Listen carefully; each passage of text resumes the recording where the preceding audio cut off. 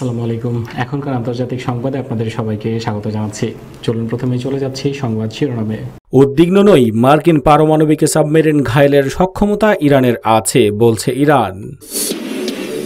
ইসরায়েলের সঙ্গে সম্পর্ক করতে আগ্রহী নয় বাংলাদেশ বলছে রয়টার্স। ইউরোপীয় ইউনিয়ন এবং ব্রিটেনের মধ্যে ব্রেক্সিট চুক্তি সম্পন্ন। ইসরায়েলকে স্বীকৃতি দিলে কোটি কোটি ডলার পাবে ইন্দোনেশিয়া। পরমাণু সমঝোতার কোনো ইতিবাচক বিকল্প নেই বলছে ইউরোপীয় ইউনিয়ন। এবং সব শেষে থাকছে পরমাণু সমঝোতায় ফিরতে বাইডেনের প্রতি 150 কংগ্রেসম্যানের আহ্বান।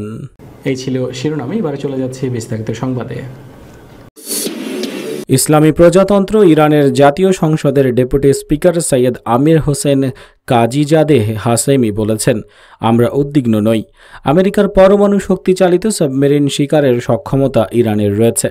পারস্য উপসাগরে মার্কিন পারমাণবিক সাবমেরিন ইউএসএস জর্জিয়ার অবস্থানের খবরের বিষয়ে এক প্রতিক্রিয়ায় তিনি এই কথা বলেন। নিউজ চ্যানেল রাশিয়া টুডেকে দেয়া এক সাক্ষাৎকারে তিনি আরও বলেছেন, মার্কিন সাবমেরিনকে ঘায়েল করার সক্ষমতা ইরানের রয়েছে। এ কারণে পারস্য উপসাগরে আমেরিকার সাম্প্রতিক সামরিক তৎপরতার বিষয়ে তেহরান উদ্বিগ্ন নয়। পারস্য উপসাগরে বিদেশি শক্তির উপস্থিতি প্রসঙ্গে ইরানের ডেপুটি স্পিকার বলেন, এই অঞ্চলে মার্কিন সামরিক উপস্থিতি নতুন কিছু নয়। তিনি আরও বলেন, পারস্য উপসাগরীয় অঞ্চলে মার্কিন যুক্তরাষ্ট্র ও ব্রিটেন সামরিক ঘাঁটি নির্মাণ করেছে। যেখানেই এই দুই দেশের উপস্থিতি রয়েছে সেখানেই দখলদার ইসরায়েলের প্রভাব রয়েছে।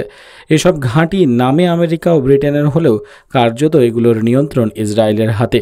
তবে ইরান কখনোই ইসরায়েলকে রাষ্ট্র বা সরকার হিসেবে স্বীকৃতি দেয় না। তিনি বলেন, যখন ইরানের হাতে প্রতিরক্ষা প্রযুক্তি ও অস্ত্র ছিল না তখনই আমেরিকা ও ইসরায়েল কিছু করতে পারেনি, আর এখন তো ইরানের কাছে সব কিছুই আছে।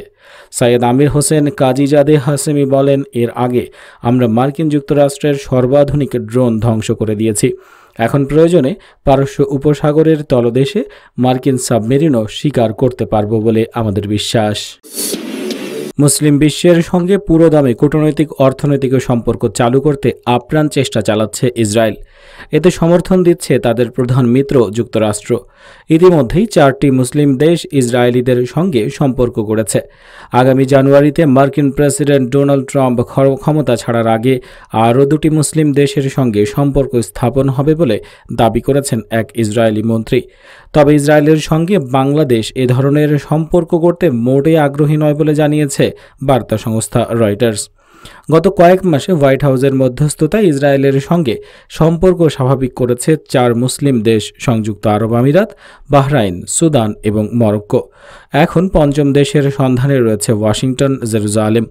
বিশেষ করে এশিয়ার কোনো মুসলিম দেশের সঙ্গে সম্পর্ক গড়তে আগ্রহী হয়ে উঠেছে ইসরায়েল। আগামী 20 জানুয়ারি ট্রাম্প ক্ষমতা ছাড়ার আগে 5ম মুসলিম দেশের সঙ্গে সম্পর্ক হবে কিনা জানতে চাইলে ইসরায়েলের আঞ্চলিক সহযোগিতা বিষয়ক মন্ত্রী অফির আকুনিস স্থানীয় একটি টেলিভিশনকে বলেন, আমরা সেই দিকেই কাজ করছি। তিনি বলেন, আমি বিশ্বাস করি শান্তি চুক্তির ভিত্তিতে আরেকটি দেশ ইসরায়েলের সঙ্গে প্রকাশ্যে সম্পর্ক স্বাভাবিক করছে এ ধরনের একটি মার্কিন ঘোষণা আসবে। ইসরায়েলি মন্ত্রী জানান, তাদের সঙ্গে সম্পর্ক প্রতিষ্ঠার ক্ষেত্রে পরবর্তী 2টি দেশ বাছাই করা হয়েছে।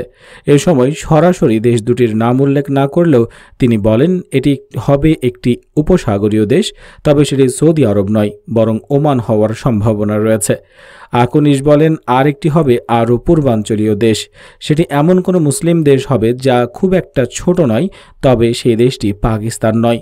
সম্প্রতি পাকিস্তানের পররাষ্ট্রমন্ত্রী শাহ মেহমুদ কুরেশির আরব আমিরাত সফরের পর থেকেই গুঞ্জন ছিল ইসলামাবাদ গোপনে ইসরায়েলকে কোনো বার্তা পাঠিয়েছে। তবে পাকিস্তানি পররাষ্ট্রমন্ত্রী নিজেদের অবস্থান পরিষ্কার করে স্থানীয় সাংবাদিকদের বলেছেন, আমি আমিরাতের পররাষ্ট্রমন্ত্রীর কাছে ইসরায়েলের বিষয়ে পাকিস্তানের অবস্থান উপস্থাপন করেছি। তাকে জানিয়েছি, ফিলিস্তিনি ইস্যুর দৃঢ় ও স্থায়ী কোনো সমাধান না হওয়া পর্যন্ত আমরা ইসরায়েলের সঙ্গে সম্পর্ক স্থাপন করব না এবং করতে পারিও না। যুক্তরাষ্ট্রের মধ্যস্থতা ইসরায়েলের সঙ্গে সম্পর্ক গড়ার আলোচনায় নাম এসেছে ইন্দোনেশিয়ারও। ইসরায়েলিদের সঙ্গে সম্পর্ক স্থাপনের জন্য তাদের $100 কোটি লোভও দেখাচ্ছে যুক্তরাষ্ট্র। তবে গত সপ্তাহে বিশ্বের বৃহত্তম মুসলিম জনগোষ্ঠীর দেশটি জানিয়েছে, ফিলিস্তিনিদের দাবি পূরণ না হওয়া পর্যন্ত তারা ইসরায়েলকে কোনোভাবেই স্বীকৃতি দেবে না। একই নীতি অনুসরণের ইঙ্গিত দিয়েছে এশিয়ার আরেক মুসলিম দেশ মালয়েশিয়া। ওমান যুক্তরাষ্ট্রের মধ্যস্থতায় কূটনৈতিক সম্পর্ক স্থাপনের প্রশংসা করলেও ইসরায়েলি বন্ধনের বিষয়ে এখনও সরাসরি কোনো মন্তব্য করেনি। ঢাকায় পররাষ্ট্র মন্ত্রণালয়ের এক কর্মকর্তার বরাতে রয়টার্স বলছে, বাংলাদেশেরও ইসরায়েলের সঙ্গে কূটনৈতিক সম্পর্ক স্থাপনের কোনো আগ্রহ নেই। তিনি বলেছেন, আমাদের অবস্থান একই রয়েছে।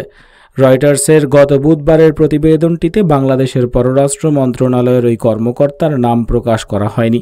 তবে গত সেপ্টেম্বরে পররাষ্ট্র প্রতিমন্ত্রী শাহরিয়ার আলম বিবিসি বাংলাকে বলেছিলেন, তাদের সরকার নৈতিকতার জায়গা থেকে ফিলিস্তিনি স্বাধীন রাষ্ট্র প্রতিষ্ঠার সংগ্রামের পক্ষে রয়েছে এবং থাকবে।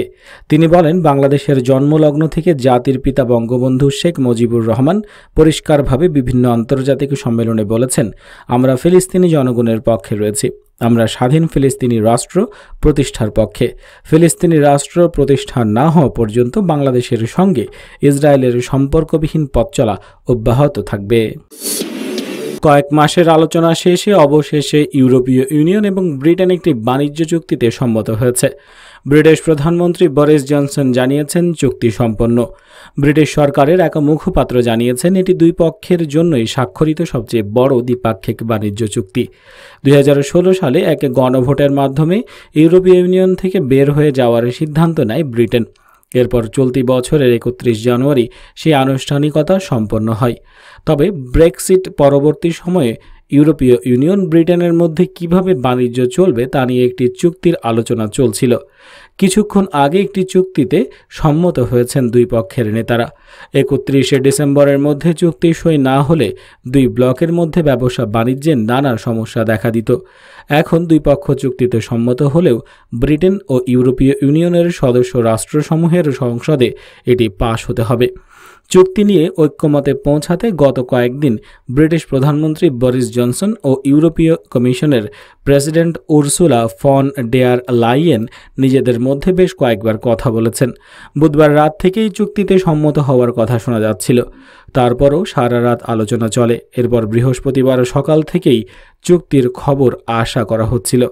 আলোচনার সঙ্গে সংশ্লিষ্টরা জানিয়েছেন, ব্রেক্সিটের পর মাছ ধরার কোটা ব্যবস্থা নির্ধারণ নিয়ে দুই পক্ষের মধ্যে মতানৈক্য ছিল, সে কারণে চুক্তিতে পৌঁছাতে এত সময় লেগেছে।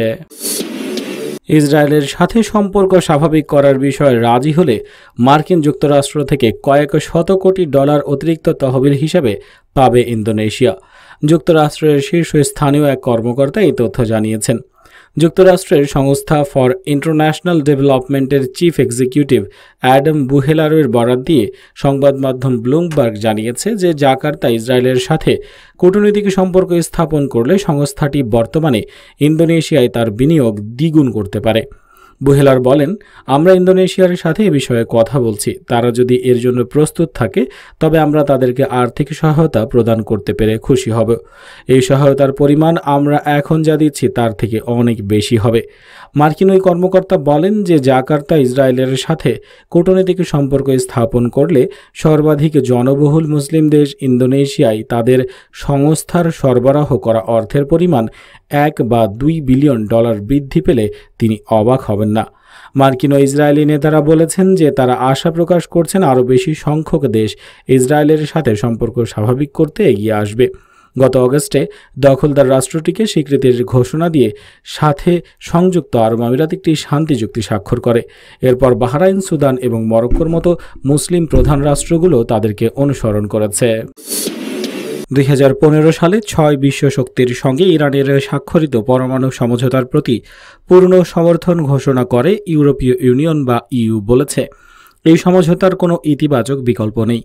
জাতিসংঘে নিযুক্ত ইইউ এর রাষ্ট্রদূত ওলফ স্কুগ নিরাপত্তা পরিষদের এক ভার্চুয়াল বৈঠকে অংশ নিয়ে এই মন্তব্য করেছেন। তিনি বলেন, 12 বছরের বেশি সময় ধরে আলোচনার মাধ্যমে যে সমঝোতাটি অর্জিত হয়েছে তার কোনো ইতিবাচক বিকল্প নেই। জাতিসংঘ নিরাপত্তা পরিষদের 2231 নম্বর প্রস্তাব অনুমোদনের মাধ্যমে এই সমঝোতাকে আন্তর্জাতিক সমাজ সর্বোচ্চ পর্যায়ের আইনি বৈধতা দিয়েছে। এই সমঝোতার সুবিধা যাতে সব পক্ষ ভোগ করতে পারে সেজন্য তিনি সব দেশকে একটি পূর্ণাঙ্গভাবে বাস্তবায়নের আহ্বান জানান। 2015 সালে ইরানের সঙ্গে আমেরিকা সহ 6 বিশ্ব শক্তি পরমাণু সমঝোতা সই করলেও 2018 সালে মার্কিন প্রেসিডেন্ট ডোনাল্ড ট্রাম্প তার দেশকে এই সমঝোতা থেকে বের করে নেন এবং তেহরানের উপর কঠোর নিষেধাজ্ঞা আরোপ করেন। জাতিসংঘ নিরাপত্তা পরিষদের ভার্চুয়াল বৈঠকে ইউ এর রাষ্ট্রদূত আরও বলেন, এই সমঝোতা থেকে আমেরিকা বেরিয়ে যাওয়ায় 27 জাতির ইউরোপীয় ইউনিয়ন গভীর দুঃখ প্রকাশ করেছে। আমেরিকা পরমাণু সমঝোতা থেকে বেরিয়ে যাওয়ার পর ইউরোপও এটি বাস্তবায়নে অপারগ হওয়ার পর ইরান বর্তমানে এটির ধারাগুলো বাস্তবায়ন স্থগিত রেখেছে। তবে তেহরান ঘোষণা করেছে যে কোনো সময় অন্য পক্ষগুলো এই সমঝোতায় ফিরে এলে তেহরানও এটি পূর্ণাঙ্গভাবে বাস্তবায়ন শুরু করবে। ইরানের এই প্রস্তুতির ব্যাপারে সন্তোষ প্রকাশ করেছেন স্কুগ। ইসলামী প্রজাতন্ত্র ইরান এবং 6 জাতিগোষ্ঠীর মধ্যে 2015 সালে যে পরমাণু সমঝোতা সই হয়েছিল তাতে ফিরে আসার জন্য মার্কিন প্রেসিডেন্ট নির্বাচনের বিজয়ী প্রার্থী জো বাইডেনের প্রতি মার্কিন প্রতিনিধি পরিষদের 150 জন সদস্য আহ্বান জানিয়েছেন। আমেরিকার বিদায়ী প্রেসিডেন্ট ডোনাল্ড ট্রাম্প গত 4 বছর ধরে যে নীতি অনুসরণ করে এসেছেন, ডেমোক্র্যাট দলের সদস্যদের এই আহ্বান তার সম্পূর্ণ বিপরীত। 2018 সালের মে মাসে ডোনাল্ড ট্রাম্প পরমাণু সমঝোতা থেকে আমেরিকাকে বের করে নেন। বাইডেনকে লেখা এক চিঠিতে কংগ্রেসের এসব সদস্য বলেছেন, পরমাণু সমঝোতা মেনে চলার ক্ষেত্রে ইরানকে সম্পূর্ণ সহযোগিতা করার জন্য আপনি যে আহ্বান জানিয়েছেন তার প্রতি আমরা জোরালো সমর্থন জানাই। বুধবার মার্কিন কংগ্রেসের ওয়েবসাইটে এই বিবৃতি প্রকাশ করা হয়েছে। দীর্ঘ প্রায় 12 বছর আলাপ আলোচনা শেষে 2015 সালের জুলাই মাসে ইরান এবং 6 জাতিগোষ্ঠী পরমাণু সমঝোতা সই হয়েছিল, কিন্তু ডোনাল্ড ট্রাম্প তা থেকে বেরিয়ে যাওয়ার পর আমেরিকা ইরানের বিরুদ্ধে দফায় দফায় বহু নিষেধাজ্ঞা আরোপ করেছে। এক পর্যায়ে ইরানও পরমাণু সমঝোতার প্রতিশ্রুতি বাস্তবায়ন স্থগিত রেখেছে। বন্ধুরা, এই ছিল এতক্ষণ পর্যন্ত সংবাদে। আশা করি আপনাদের ভালো লেগেছে। ভিডিওটি অবশ্যই লাইক করবেন, খবরটি আপনাদের বন্ধুদের সাথে শেয়ার করবেন। চ্যানেলে সাবস্ক্রাইব করে না থাকলে এক্ষুনি চ্যানেলে সাবস্ক্রাইব করে বেল আইকনে ক্লিক করুন নিয়মিত আপডেট পাওয়ার জন্য। কমেন্ট বক্সে আপনার মূল্যবান মতামত জানাতে ভুলবেন না। দেখা হচ্ছে পরবর্তী খবরে। ততক্ষণ পর্যন্ত ভালো থাকবেন। আল্লাহ হাফেজ।